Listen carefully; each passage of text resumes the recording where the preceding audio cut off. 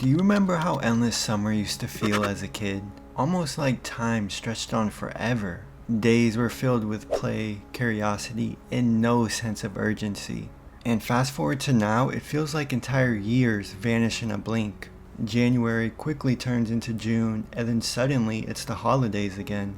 Why does time feel like it's speeding up as we get older? Are we just imagining it, or is something actually changing in our brains, our lives, and our world? In this video, I'm going to be talking about the psychology, the neuroscience, the memory, the culture, the technology, and personal habits to unpack why time feels faster every single year and whether there's anything that we can do about it, which, trust me, stick around because there is. One of the simplest and most powerful explanations is mathematical. When you're 5 years old, a single year is 20% of your life. That's a huge chunk of time, relatively speaking. But by the time you're 50, 1 year is only 2% of your life. That changing ratio creates a perception that time is speeding up, even though each second still ticks by the same. For example, think about how long your first year of high school felt. It was packed with new experiences, teachers, hallways, crushes, homework, and growing independence. Now think about last year. How different was it really?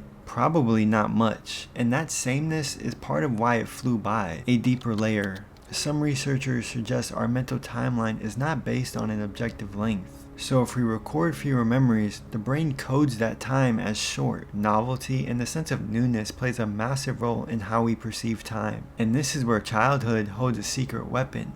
Everything feels new. As kids, we're constantly discovering how to ride a bike, what thunderstorms feel like, what different foods taste like. Our brains are like an overdrive, encoding memory after memory. But as adults, not so much. We settle into jobs, commutes, routines, and even weekends follow a pattern. The days blur because they're nearly identical. For example, compare a 7-day vacation in a foreign country to a typical work week.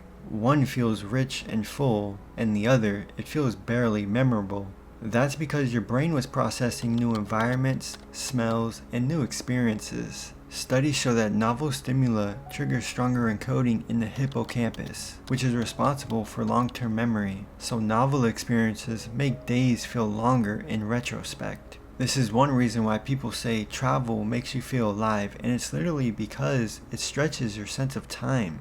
Just think for 1 second how much time is lost in digital autopilot. We wake up, check our phones, go through our routine, and never really look up. Days pass on by, but only a few get stored. Memory is central to how we feel time passing. There's a concept called retrospective time judgment. It's how we estimate how long something lasted based on how much we remember about it. If an hour is filled with new or emotionally engaging events, it feels longer in hindsight, but if it's repetitive, then we barely recall it. A real-life example. Think of your first week at a new job. You could be 15 or 45, but you probably remember every detail. Your manager's name, the layout of the office, or even what you wore. Now think of last week at your current job. Can you separate Monday from Thursday? You probably can't. This is what scientists call memory density. It's the number of discrete memory units stored during a time period. Higher density equals a longer perceived time. Ever have a day that felt like so much happened?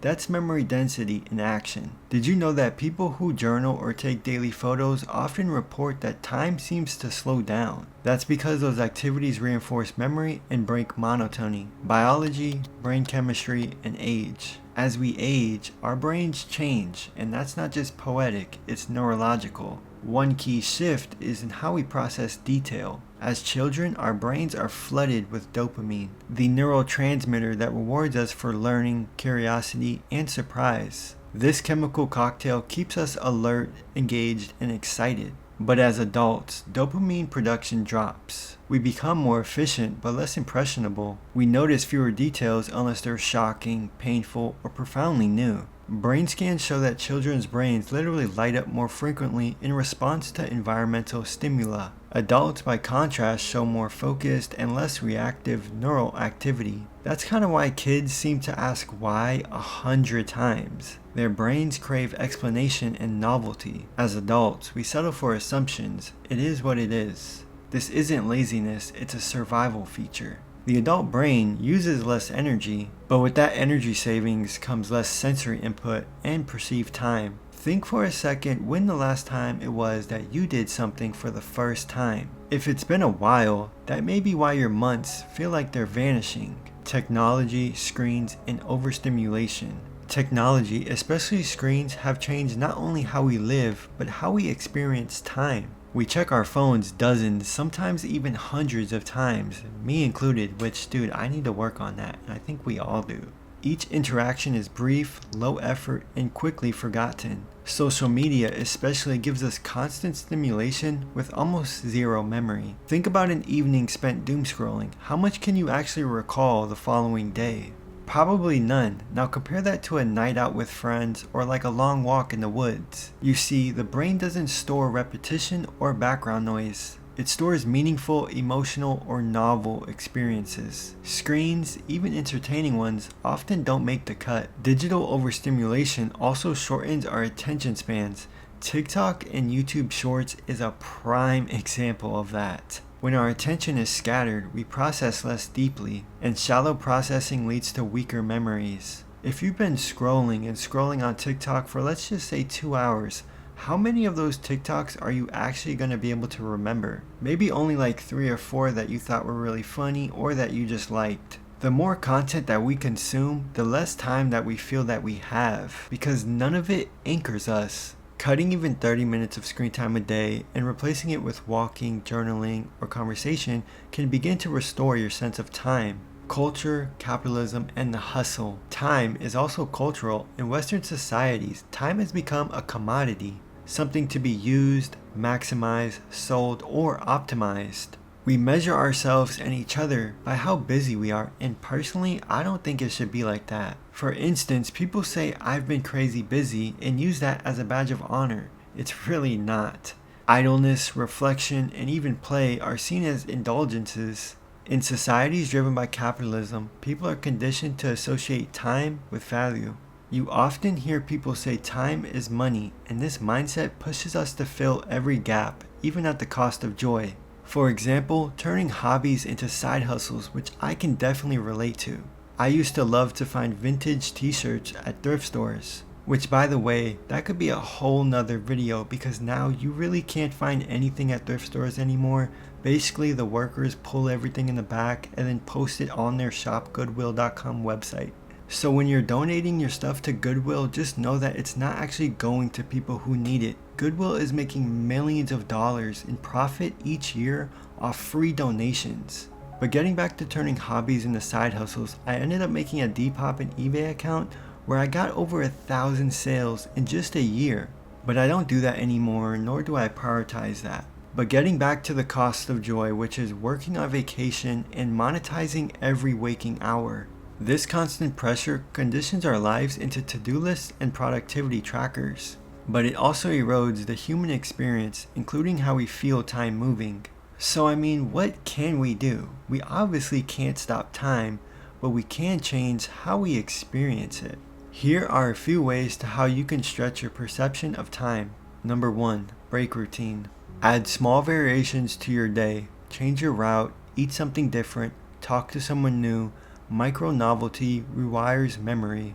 Number 2, practice presence. Use mindfulness techniques even for just 5 minutes. Focus on breathing, listen to your surroundings, pay full attention to one thing. Number 3, create memory anchors. Start a journal, take a photo each day, make a monthly playlist. Anything that marks time will make it more tangible. Number 4, disconnect to reconnect. Schedule screen-free hours, let your mind wander. Boredom is the seedbed of memory and creativity. Number 5, prioritize real-world experiences. Cook something from scratch, explore a park, visit a museum. Time feels longer when it's grounded in the physical world. Number 6 is just celebrate small moments. You don't need big events. Watch the sunrise, call an old friend, go outside during rain. Simple moments stick if you're there for them. Number 7, reflect frequently. Look back on your week. What stood out? What do you want to repeat? Time slows when you notice it. Time hasn't changed, but our experience of it has drastically. It's not about growing older, it's about growing less aware. And the good news is that's something that we can change. If this video gave you a pause, even just for a moment, well, that's awesome. And I'm curious, when did time start to feel very fast for you? Personally for me, when you get out of high school, time goes by quick. Way too quick. Like, it's scary how you're 18 and then you're 24 within a blink of an eye. But share your thoughts below and maybe some tips below for others to read. And peace out. Stay tuned.